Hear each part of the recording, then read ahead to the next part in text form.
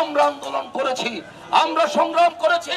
আমার শত শত নেতা কর্মী জেলে গিয়েছে, আমার শত শত নেতা কর্মী আজকে পুঙ্গ হয়েছে।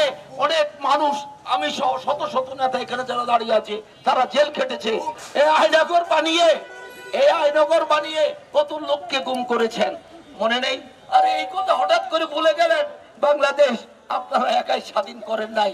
তারেক রহমান সম্পর্কে এবং জিয়াউর রহমান সম্পর্কে সবচেয়ে বড় কষ্ট লেগেছে একটি ব্যাপারে, সেটা হলো এই জিয়াউর রহমানের ছবিকে যখন পায়ের নিচে রেখে কদমতে তারা পা দিয়ে ছুটেছে, তো সেটাই সবচেয়ে বেশি কষ্ট লেগেছে, বুক ফেটে গিয়েছে।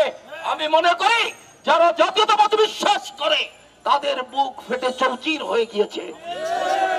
আওয়ামী লীগ বিগত দিনে ক্ষমতায় ছিল 17 বছর, তারাও কোনোদিন সাহস করে নাই জিয়াউর রহমান সম্পর্কে একটি কটূক্তি করতে। আর কোথাকার কি আপনারা এসে এখন জিয়াউর রহমানকে আমাদেরকে অনেক উত্তেজিত করতে চাচ্ছে। আমি তাই বলছি, উত্তেজিত হওয়া যাবে না, আমরা ধৈর্য ধরতে হবে। আমাদের প্রিয় নেতা তারেক রহমান বলছে, আপনারা যদি ধৈর্য ধরে ফেব্রুয়ারি পর্যন্ত আপনারা ধৈর্য ধরতে পারেন, তাহলে ইনশাল্লাহ বিজয় আমাদের সুনিশ্চিত হবে এবং এই দেশে একটি গণতান্ত্রিক প্রক্রিয়া ভোট হবে। আমার মনে হয় সেই লক্ষ্যেই আমরা কাজ করে যাচ্ছি।